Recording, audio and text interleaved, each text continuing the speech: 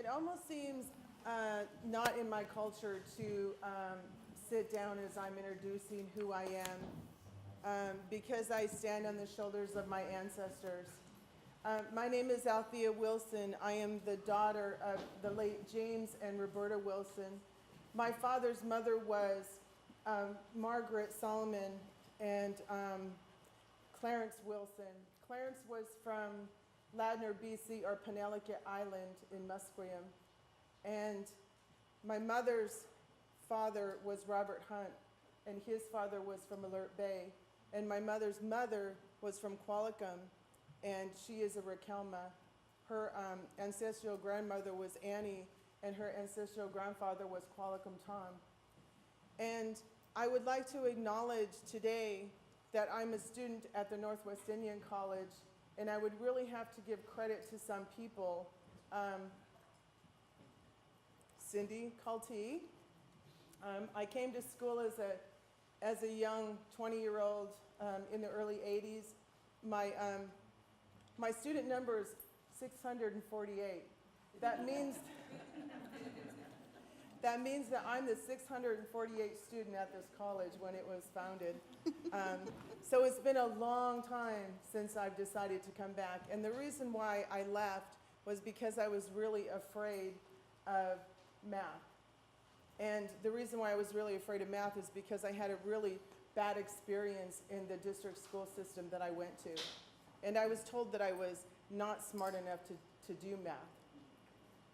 And the second person that I have to acknowledge is Emma Norman for encouraging me to participate in the environmental science degree program. I was not going to go beyond my second year.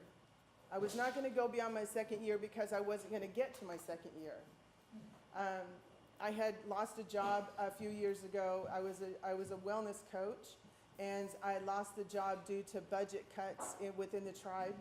And I decided that the only thing that I could do at that point, given what I was, basically I was I do this thing with myself where I make deals. I don't know about you, but I make deals with myself. Okay, if you can make amends to yourself for that mathematician or that math class that you didn't take in high school, which didn't afford you the opportunity to go to college, then I'll be really happy. So I agreed with myself that I would be happy if I finished statistics.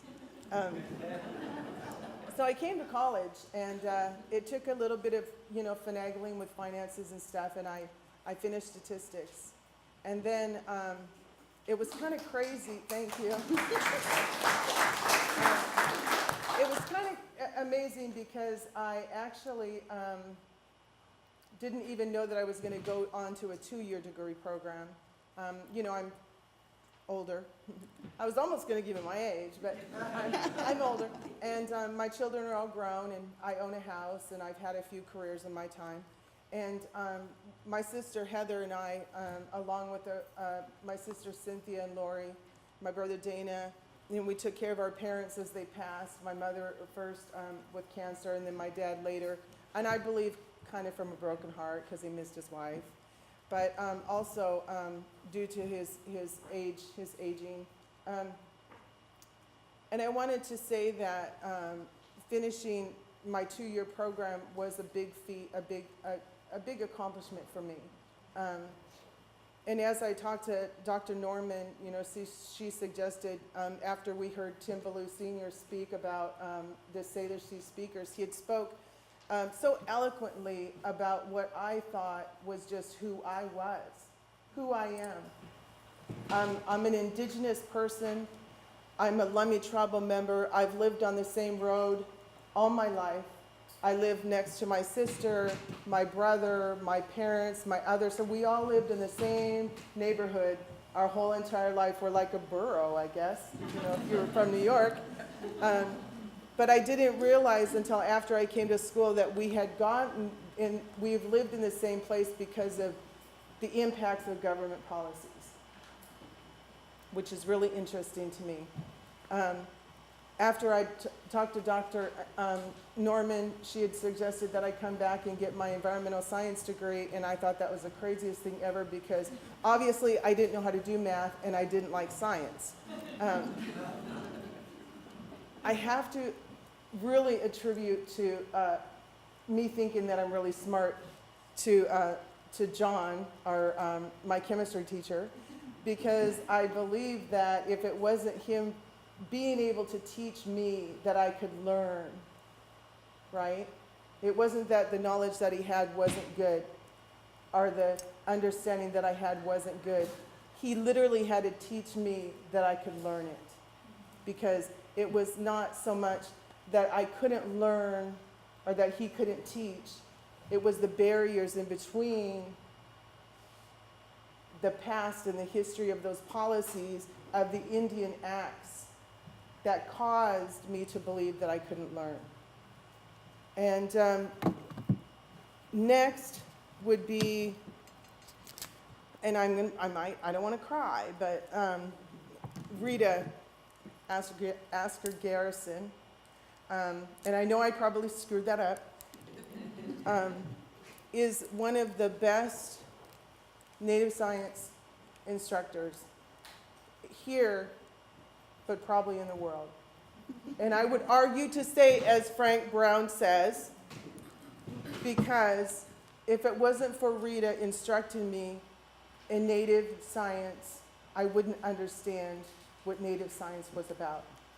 And I have gotten, and Rita can attest to this, so upset at Western science, even in her classes. And I'd say, Rita, I'm not coming to class. I'm really upset at the policymakers, and I really don't like the history of Indian policy. And if I go to your class, I'm just going to have to say something about that, and I'm not really sure you want to hear it. It's going to be fine, Althea, just come to class. So between myself, Rita, my great instructors, Dr. Norman, I have had the amazing opportunity to come up with the best project ever in the whole world of Indigenous science. Yeah.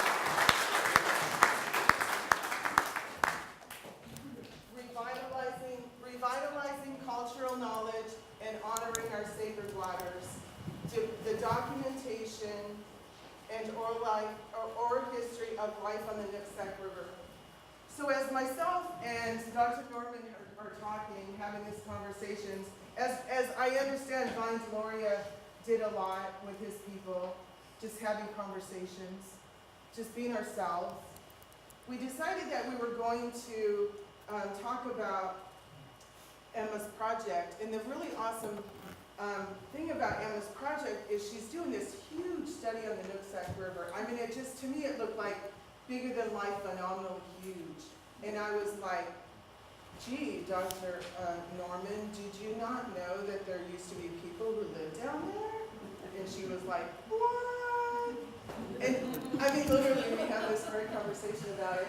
And we had this discussion about what that would look like. And what it would look like was these people opening their hearts and their lives and sharing with us what it was like to live on the Nooksack River.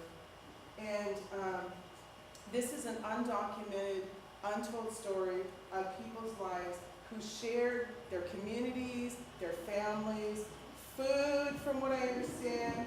So there's this really long, so I did this really long 1.5 years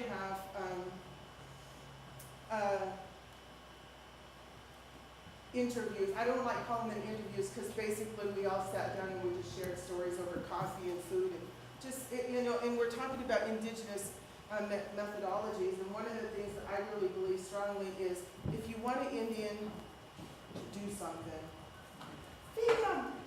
Feed them. And everything surrounds those, everything you do, everything you believe, everything you feel is surrounded by food. And one of one of my teachers, Steve Solomon, was sharing one time that he calls that snuff. When you eat, and you eat, and you eat, and you eat, in your spirit. You're learning that knowledge, you're taking it in, you're becoming a part of that understanding, and that is what we were actually doing through this whole process. And if I had to scientifically say that that's a method, I'm really working on that right now. I had the great opportunity, and I still have the great opportunity, to talk to my elders, Juanita Jefferson. I kind of adopted her, and she's adopted me as an auntie. We're not blood related, but in our culture, you know, since I've lost both of my parents, I literally looked around the community and I asked myself, who can, I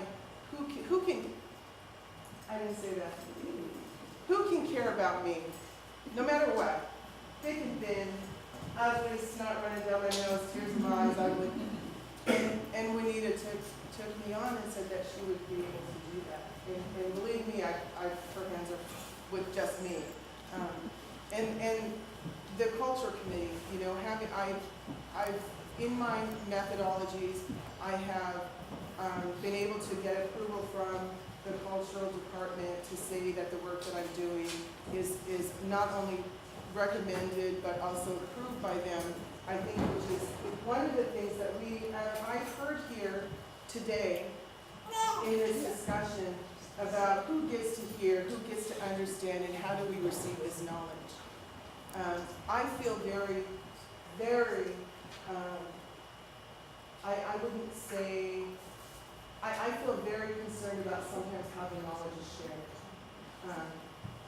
Not so much that people would not respect the knowledge, but misunderstand it. And those are things that we're all learning. It's called cultural revitalization for a reason, because we've lost some. We've lost some very, very valuable information.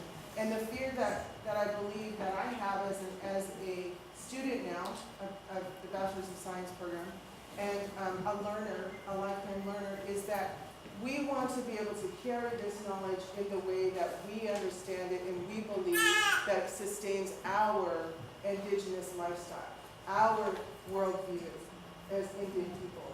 Because we need to survive, we need to revitalize, we need to be able to heal from the things that have been affecting us and impacting us for many, many years. Since Columbus. I was telling Emma one day, I said, they didn't, what did I say? I was something like, they didn't, I forget it. Something about they weren't on the boat when they missed the boat before they even got on the boat. So, I think within my methodologies, the most important thing in making this video documentary is that I want to hold true to the values of the Lummi people, the richness of their culture, and the beliefs that they held behind their stories. And there are some, actually, I noticed that there's some people in the room who are actually in my video.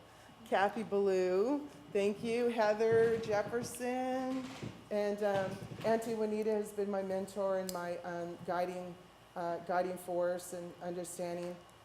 We did talk a little bit about, I introduced my parents, I'm gonna sit down now. We did talk a little bit about how I think the most important thing for me was that there are some stories in anybody's life that is painful, whether, you know, it's as rich as our culture was. And we talked about the richness of our culture. The richness of our culture wasn't money. It wasn't the view of Western society. They had flooding. I remember one of our elders said, my dad, when I was 6 years old, he would make me put my foot over the end of the bed, and when my foot felt wet, it was time to go. You know, there were ways of being that we wouldn't understand as Western science, as Western civilization. We wouldn't understand that, you know, my own father was up to his knees in flood water, still baking a turkey for Thanksgiving, you know. We might not understand that, but they understood. And they felt that their culture was very, very rich.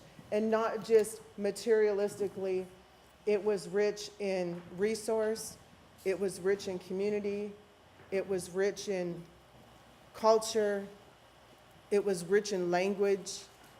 And a lot of times I look at the impacts that we've had within our own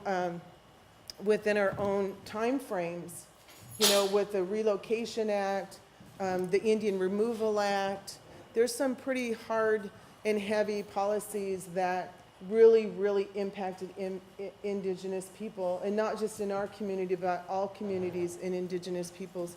And one of the things that I realize is that many of us people are still healing from those things, healing from that. So why I considered this to be a revitalization is because even in my own world, I want to come back to feel strong about singing my songs, sharing my Indian name, sharing my culture, being who I am as an Indigenous woman without feeling that I have to be pushed up against Western society's rules of who I should be, you know.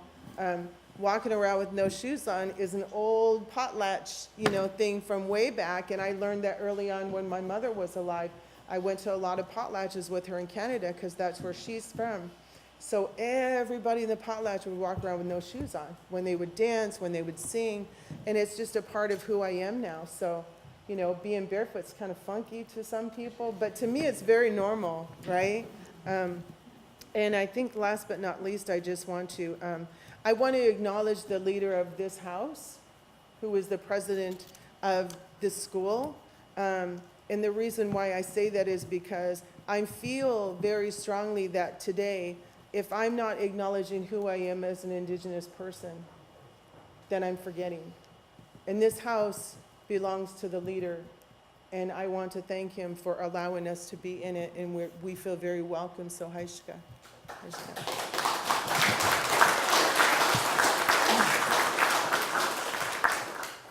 And there have been a lot of people that have helped me along the way, and a lot of people who have been a participant in the making of the video that is going to be coming out in June, and it's also due for my capstone. But Kari Newmeyer is my editor, my advisor, my mentor in all of the technical problems and issues that I've had with learning how to video and edit film, but she's been there 100% with us, so I'm really grateful for that as well. She is the information officer for the Northwest Indian Fish Commission, and I feel really grateful and honored that we were able to for her to be able to come to us and say, yeah, I'd be willing to help you. You know, it's a lot of work, and I'm just really grateful for those people who have been there with us this whole duration. So I think that's, unless you have any questions, I think I've covered just about everything that I would like to say. Good, no questions. Yay! So Cindy's also doing her, she's doing her doctorate, correct? Correct. And so she's doing some methodologies, and she was going to just cover some things that I haven't covered in methodology. Yes. Good afternoon. I'm Cindy Kalti. My traditional name is Kweekwas. And my dad is Ralph Jefferson, and my mom's Madeline Jefferson. I grew up just a mile from here and have spent most of my life here, and a good majority of my life here at this school. Yesterday when, can you hear me? I know I don't always talk very loud, and I'm sorry. Yesterday when Althea and Emma asked me to join Althea today, I had some real internal resistance, and I continued resisting probably even through this morning, so maybe I better apologize for how I'm dressed. I would have dressed differently. But as I've listened to the people on this panel, I'm honored to be part of this panel. And I see the connections. I see the connections that Emma saw yesterday that I hadn't seen through our conversation. Althea, I would do anything for Althea. Althea is my sister. She's my family. Her sister is my best friend. And so I would do anything for her. I'm really happy and thankful that she asked me to join today. I've been working on my PhD for 4 years now, and people who've done PhD say, "Oh, that's short time. You're doing good." And I'm like, "No, I'm a year over. I want to be done." So I so want to be done, and people ask me all the time, "When are you going to be done?" And if you had asked me that in November, I would have said, "Soon, I'm so close." And today I think, "Oh, no, someday I'll be done." It's all drafted. I think I know what I've learned. It's just getting through the editing process. I'm attending a school in New Zealand. So the communication process of getting a response and sending and communicating is a little challenging and takes time. So, and I never know how much time that's going to be. In the process, I've been really lucky to gain a lot of mentors and great people that have helped me along the way. And that's a big part of a dissertation. And a lot of the people that I depend on and to support me and listen to me and have that shoulder when I need a shoulder are in this room. And I think I'm really lucky. I'm really lucky for that. Frank talked a lot about, as I listened to his presentation, the dissertation process, and how it really does connect to who we are as a people. When I started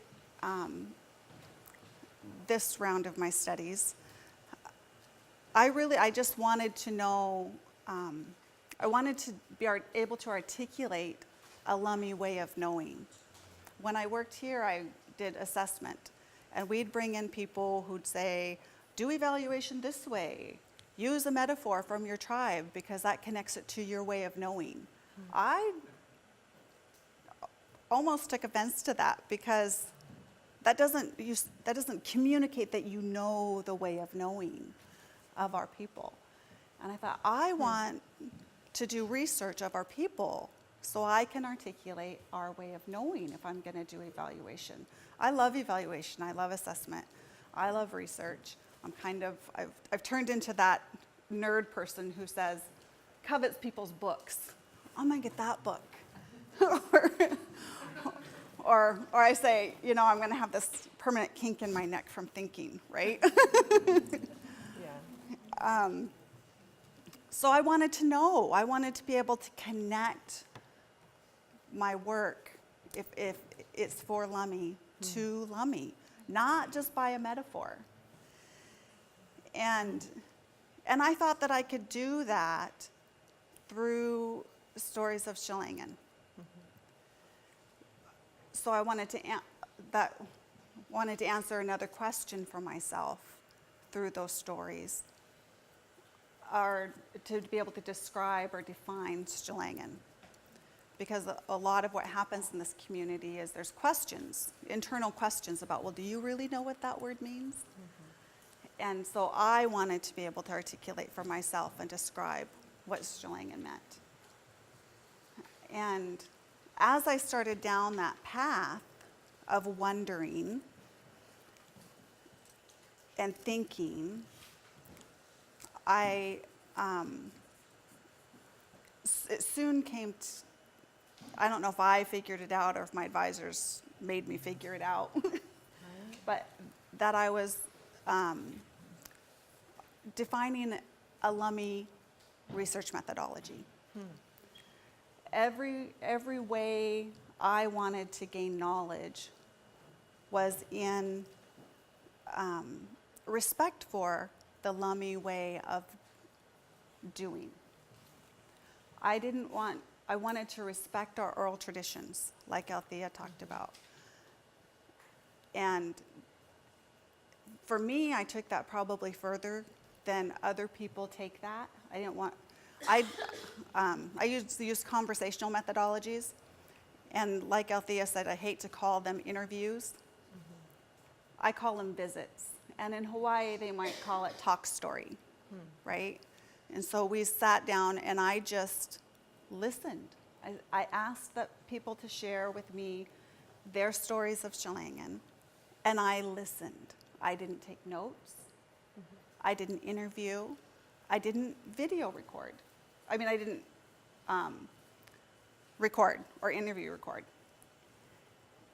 I just listened. Because that's the way our old people learned, by listening. I didn't take notes.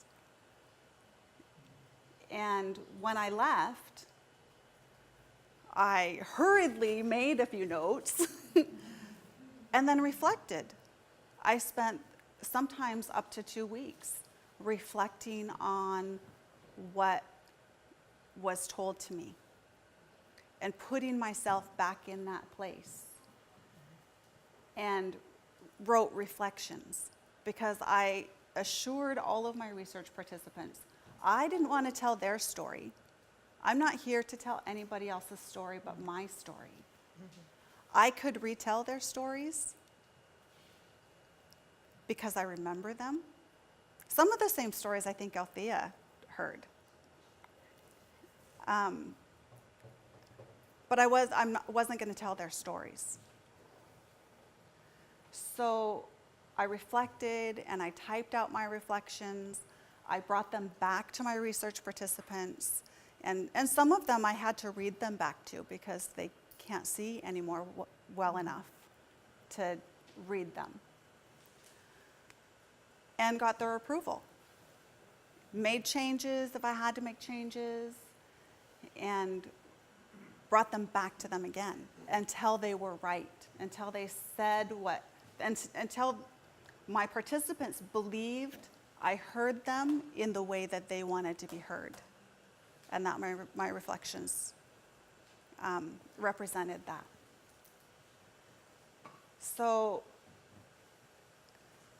And that's a new methodology.